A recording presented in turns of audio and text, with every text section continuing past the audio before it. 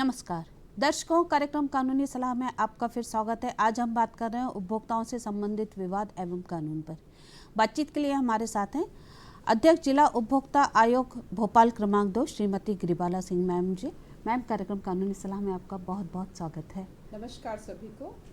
दर्शकों, जैसा कि हमारा आज का विषय है उपभोक्ता संबंधी विवाद एवं कानून, तो हम आपको बता दें कि 2019 में उपभोक्ताओं के लिए एक नया कानून बना है जिसमें बहुत सारे ऐसे प्रावधान किए गए हैं कि जिसमें उपभोक्ताओं को बहुत अधिकार दिए गए हैं और बहुत सारी जिम्मेदारियां तय की गई हैं विक्रेताओं पर, जो मैन्युफैक्चरर हैं उन पे, और कानून को भी काफ़ी सख्त बनाया गया है जिससे कि उपभोक्ता के किसी भी अधिकार का हनन ना हो और वो अपने अधिकारों का पूरा उपयोग कर सके। तो आइए कार्यक्रम शुरू करते हैं। कार्यक्रम शुरू करने से पहले हम आपको बता दें कि हमारा ये कार्यक्रम लाइव फोन इन कार्यक्रम है और इसके माध्यम से आप सीधे हमसे जुड़कर सवाल कर सकते हैं। हमारा टोल फ्री नंबर है 1800-233-0040। दूसरा नंबर है 0755266049। टेलीफोन नंबर आप स्क्रीन पे देख सकते हैं और आज के विषय से संबंधित जो भी आपका प्रश्न है, जो समस्या है, उसका समाधान इस मंच के माध्यम से आप कर सकते हैं। तो कार्यक्रम शुरू करते हैं। आइए बात करते हैं। मैडम, सबसे पहले जानना चाहेंगे कि जो नया कानून आया है उसमें क्या विशेष प्रावधान किए गए हैं जो उपभोक्ता कानून 2019 बना है? देखिए, बहुत इम्पोर्टेंट क्वेश्चन है क्योंकि बदलते परिवेश के साथ जी कॉमर्स का जैसे जैसे विस्तार हुआ है ऑनलाइन मोड से जी उसको कोप अप करने की दृष्टि से एक बहुत महत्वपूर्ण पहलू है कि हमारे पास ई कॉमर्स के भी रूल्स आ गए हैं। तो एक जो विक्रेता है और एक क्रेता, उनके बीच में जो संबंध बनता है एज अ कंज्यूमर, उसको भी इस दायरे में लिया गया है। तो इसलिए एक जुरिस्डिक्शन का बहुत महत्वपूर्ण पहलू है। मैं अगर कहीं कंज्यूमर हूँ तो मैंने यदि दिल्ली से भी सामान खरीदा है और भोपाल वापस आ गई तो जहाँ मैं रहती हूँ वहाँ मैं दावा लगा सकती हूँ जी। दूसरी बात इसमें क्या है कि उसको सरल किया गया है और त्वरित निराकरण की दिशा में मध्यस्थता की एक पहल की गई है। यानी कि दूसरे पक्ष को जहाँ नोटिस जाता है तो उसको फर्स्ट पेशी में मोशन एडमिशन के बाद मध्यस्थता के जरिए उसका निराकरण संभव होता है। तीसरी बात जो बहुत महत्वपूर्ण है कि हम उसमें और सक्षम बनाने के लिए हमने इसमें जो ई कॉमर्स रूल्स के साथ साथ हमने जो प्लेटफॉर्म दिया है उसमें न केवल प्लेटफॉर्म वालों की लायबिलिटी होती है, लेकिन जो सर्विस जिसने बनाया है, जो प्रोडक्ट बनाया है, उसकी भी लायबिलिटी है। प्रोडक्ट लायबिलिटी की बात manufacturer, maker, distributor, seller, retailer सभी को स्थापित किया गया है। जी बिल्कुल, बहुत महत्वपूर्ण कानून बनाया गया है और सभी दृष्टिकोणों को ध्यान में रखकर बनाया गया है कि कहीं भी उपभोक्ता ठगा ना जाए किसी भी रूप में। बिल्कुल ठीक है। मैडम, हम बात करें उपभोक्ता कानून की, तो पहले से ही हमारे यहाँ सिविल में ये सारे प्रावधान किए गए थे, तो अलग से इस कानून को बनाने की आवश्यकता क्यों महसूस की गई? बहुत इम्पोर्टेंट क्वेश्चन है और दिलचस्प भी है। 1949 में बॉम्बे में एक ग्रुप था, महिलाओं का ग्रुप, जो सामान की घटिया क्वालिटी से इतना परिवेदित था कि उन्होंने ये मूवमेंट शुरू किया। इनकी मूवमेंट की जो गुहार है ये इंटरनेशनल लेवल तक भी पहुंची, जब तक बाकी स्टेट्स में भी इसकी चहल पहल हो चुकी थी। यूनाइटेड स्टेट्स में बहुत ज़ोर शोर से इस पर काम हुआ और फिर यूनाइटेड नेशंस कन्वेंशन ने इसमें पारित किए थे कुछ सिद्धांत। इंडिया उसका सिग्नेटरी हुआ और उसके बाद हमारा कानून बना। कानून भी, लेकिन लेट मी टेल यू, कुछ दिन तो ठंडे बस्ते में रहा। फिर एक पब्लिक कॉजेस का, स्मॉल कॉजेस का एक ग्रुप था, एक एनजीओ, उन्होंने जब सुप्रीम कोर्ट में दरखास्त लगाई कि कानून तो बन गया है लेकिन उपभोक्ताओं का क्या, तब उस बात को लेकर पर आ गए हैं। बहुत देर से लाइन पे हम उनका सवाल लेते हैं। सागर से हैं विपिन जी। कार्यक्रम कानूनी सलाह में आपका स्वागत है, बताइए क्या पूछना चाहते हैं? हाँ मैम, नमस्कार। मैं सागर से बात कर रहा हूँ। जी स्वागत है। मेरा मैम सवाल ये था कि जैसे हम लोग कोई भी चीज खरीदने जाते हैं और हमें चाहते हैं कि वो चीज अपने यहाँ की हो, भारत की बनी हुई हो, और उसे हम खरीदना चाहते हैं। जैसे मिशन भी चला लोकल फॉर वोकल, तो मैम हमें एक पहचान करें कि भी चीज भारत की है, और दूसरा है कि हमें ये कह के दिया जाता है कि नहीं ये भारत की है, बल्कि वो विदेशी चीजें निकली, चाहे वो इलेक्ट्रॉनिक हो या फिर कोई भी चीज हो। तो इसकी पहचान कैसे करें और क्या इसके लिए भी हम कंज्यूमर केयर से शिकायत कर सकते हैं कि हमें भारत की कह के ही विदेशी चीजें दी जा रही हैं? देखिए, आपका प्रश्न बहुत अच्छा है सर। जो बताया जाता है किसी चीज़ के लिए, अर्थात उसका जो एडवर्टाइजमेंट होता है, अगर बताया भारत का है तो भारत की ही चीज़ होनी चाहिए। अगर विदेशी बताकर भारत की चीज़ दी जाती है तो अपने आप में इट इज़ फॉल्स, मिसलीडिंग, और इसको मिस इन्फॉर्मेशन की कैटेगरी में मानकर बिल्कुल कंज्यूमर इसमें आ सकता है।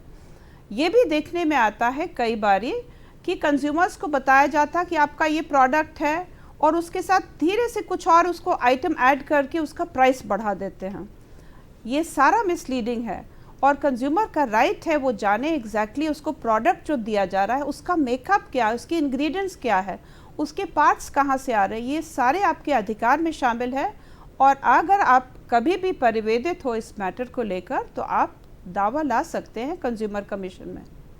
सर विपिन जी, हमें उम्मीद है कि आपको आपके सवाल का जवाब मिल गया होगा। जैसा कि मैडम ने बताया कि यदि कोई चीज़ कहीं की कह के और दूसरे उसमें बेची जा रही है, इंडिया का कह के अगर आपको विदेशी बेचा जा रहा है तो ये भी आता है सेवा में कमी और व्यापारिक दुराचरण के दायरे में, आप केस लगा सकते हैं उपभोक्ता में। मैडम, हम चर्चा कर रहे थे, इनके सवाल से एक मिलता जुलता सवाल है, मैं उस पर आऊँगी, पर हम पहले आपके पुराने सवाल पे हम चर्चा कर रहे थे कि ये कानून क्यों लाया गया। इस कानून को लाने के पीछे देखिए, पहले तो ऐसा था सेल ऑफ गुड्स एक्ट को जो हम पढ़ते थे जी, तो उसमें बात कही गई है कि केवियट एम्प्टर, जी, that is let the buyer beware, यानी ग्राहक सावधान।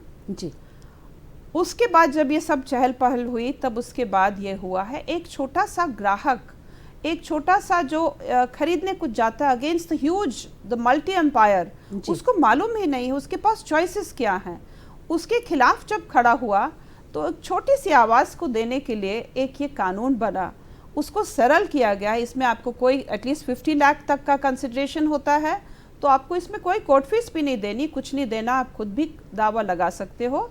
सरल करने के लिए आपको कंज्यूमर नाउ, आज हम कहते हैं it is the king of the market, 140 crore की जनता के लिए ये एक्ट बहुत सक्षम है। मैं तो समझती हूँ कि आपका जीवन काल में, आपके जीवन से पूर्व, यहाँ तक कि हमारे भगवान भी कंज्यूमर है किसी न किसी रूप में। बहुत अच्छी बात कही है आपने कि consumer is a king of the market, और भगवान भी कहीं ना कहीं कंज्यूमर की श्रेणी में आते हैं। मैडम, अभी हमारे जो कॉलर का सवाल था, तो हम देखते हैं कि आजकल ऑनलाइन शॉपिंग का ज़माना बढ़ गया है, ई ट्रेडिंग का ज़माना, ई कॉमर्स का प्रचलन बढ़ गया है। ऐसे में यदि कंज्यूमर को कोई प्रॉब्लम होती है तो ये कानून उसकी क्या मदद करता है। और हम देखते हैं कि कई भ्रामक विज्ञापन भी दिए जाते हैं ऑनलाइन चीज़ों में, हम देखते हैं कि बताया जाता है ऐसा है वैसा है, बाद में यदि उसमें कोई प्रॉब्लम होती है तो इसके लिए इस कानून में क्या विशेष प्रावधान किए गए? जी, ये ऑनलाइन खरीद पर तो व्यक्ति तो दावा लगा ही सकता है जी, और सारे जो ऑनलाइन प्लेटफॉर्म्स में उनका दायित्व हो गया है कि एक ग्रीवेंस रिड्रेसल प्लेटफॉर्म रखें। सो 7 डेज़ के अंदर ऑफ कोर्स प्रोडक्ट वापस भी हो सकता है। उसके अलावा अगर 7 दिन के बाद उसने यूज़ किया, उसका मैन्युफैक्चरिंग पीरियड के 1 साल तक की वारंटी है, ऑनलाइन माध्यम से लिया है तो ये प्लेटफॉर्म मुहैया कराता है उसका डिटेल, एड्रेस, सारी जानकारी, जिससे कि मैन्युफैक्चर का भी पूरा डिटेल लेकर उस पर दावा लग सकता है।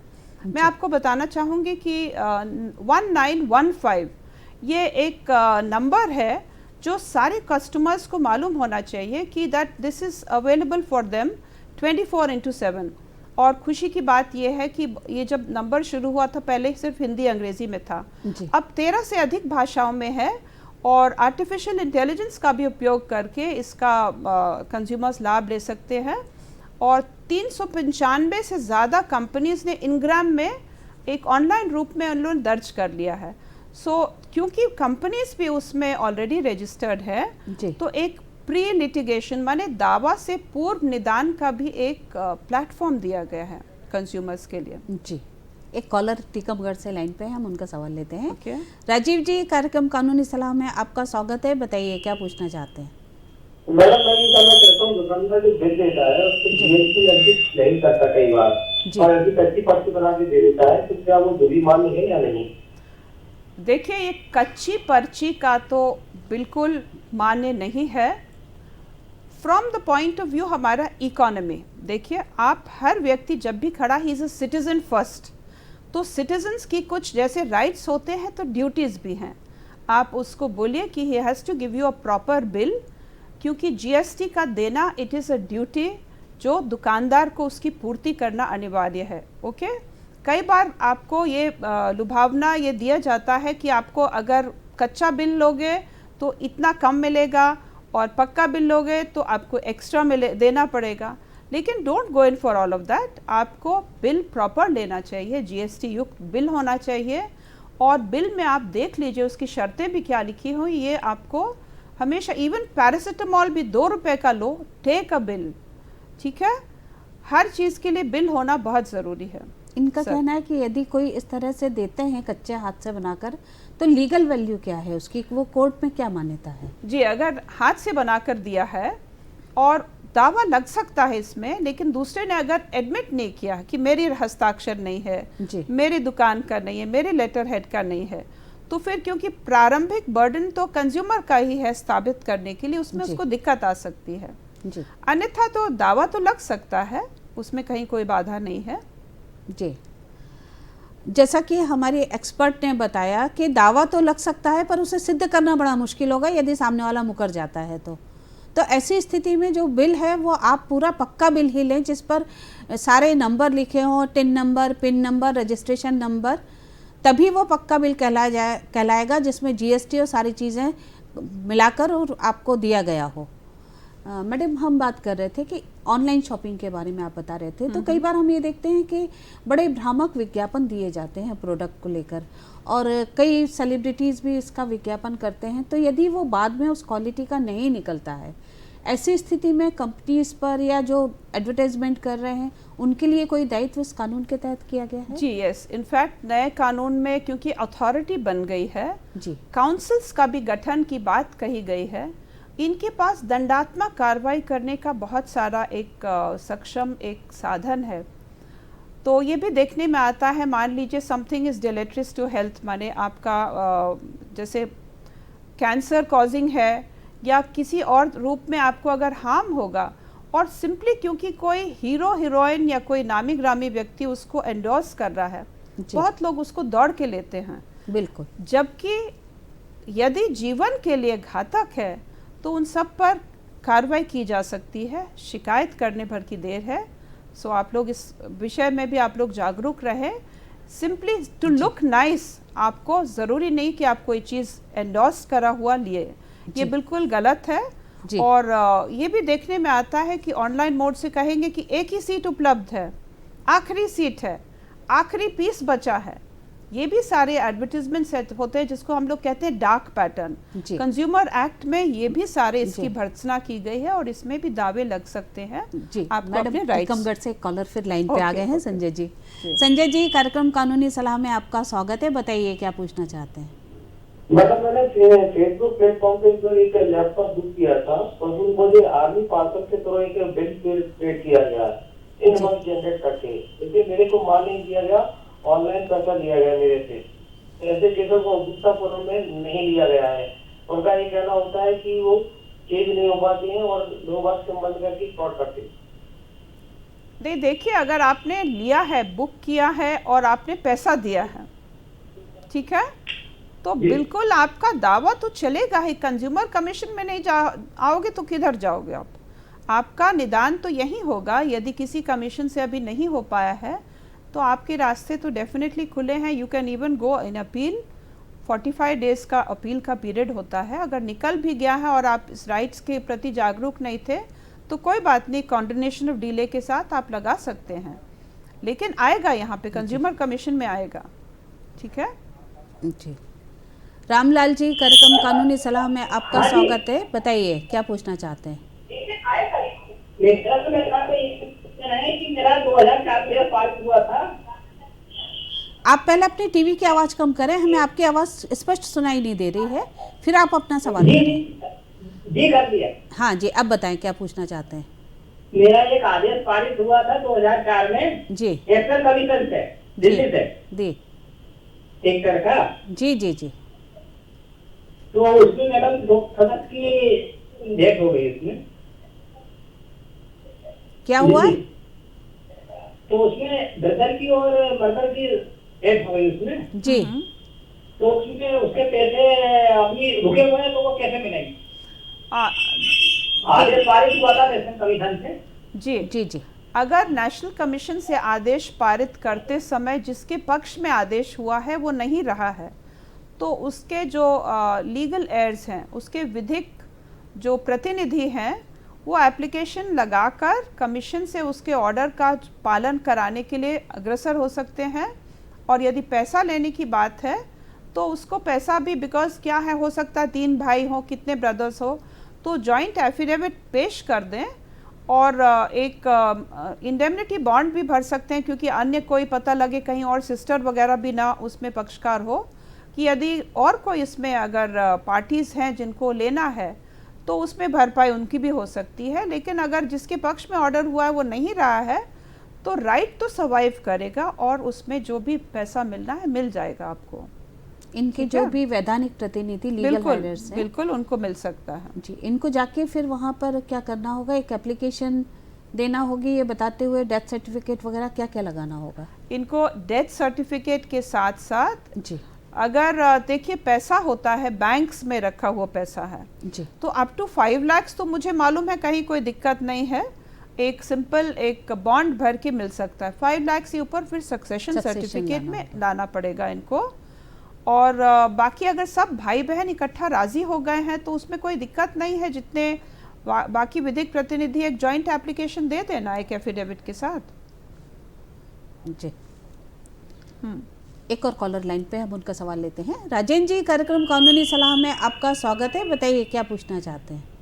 मैडम, जैन मंदिरों में घरों से पैसा किया जाता है, मंदिरों कारीगर के नाम पर, बिजली पैसे जमा करने के नाम पर, लेकिन मैं कैंसिल नहीं करती हूँ, किसी प्रकार का कोई रजिस्ट्रेशन नंबर नहीं होता है जमीन पर।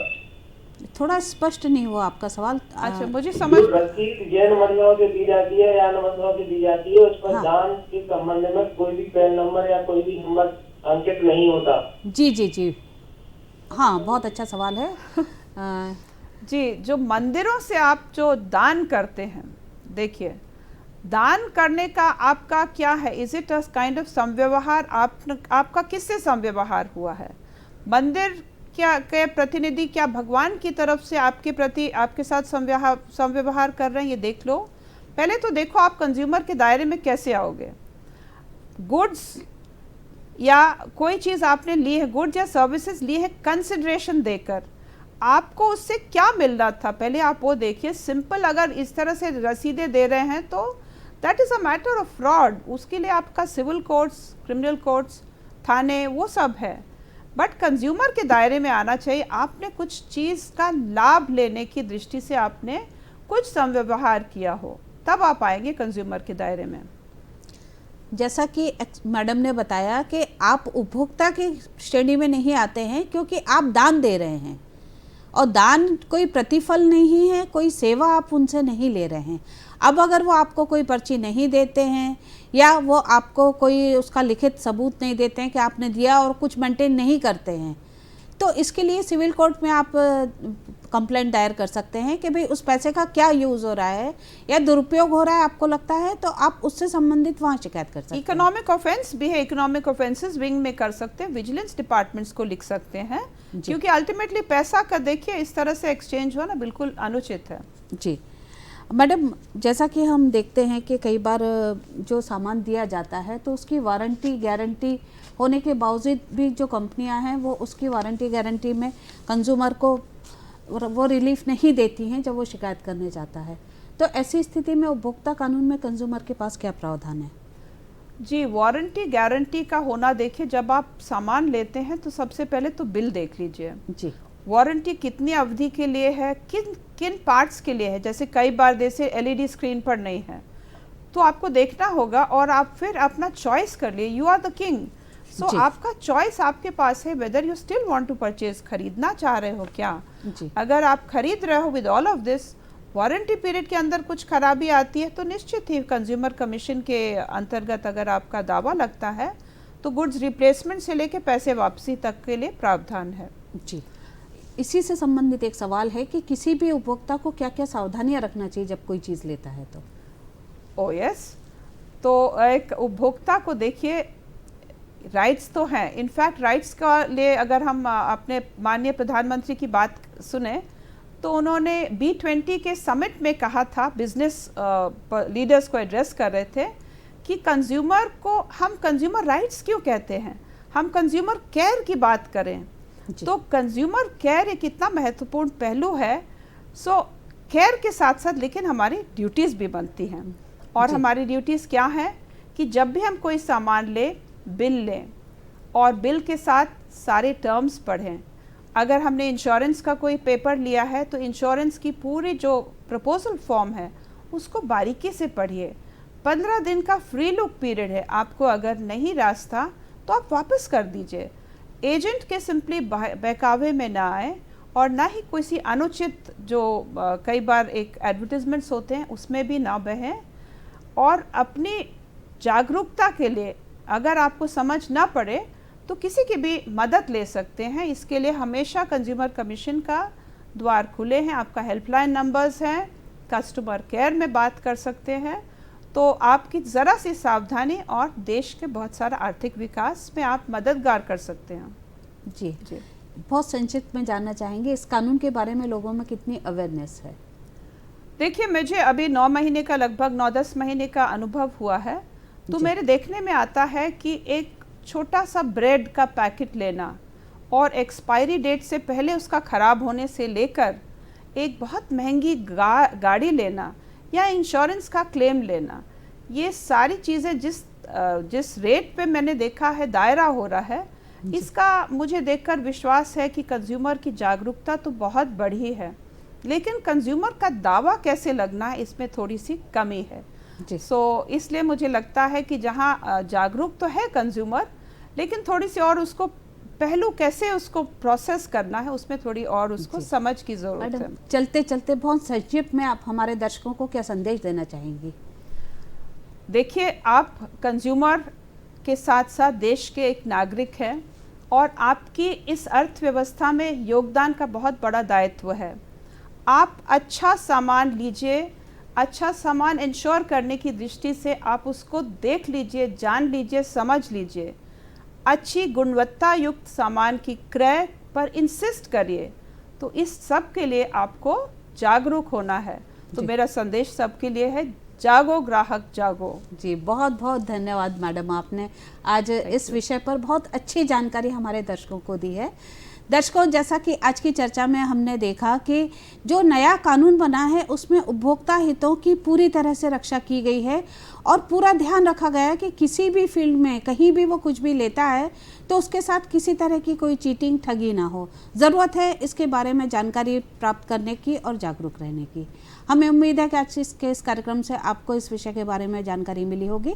आज हम आपसे यहीं विदा लेते हैं। अगले अंक में फिर आपके सामने उपस्थित होंगे। तब तक के लिए आज्ञा दीजिए। नमस्कार।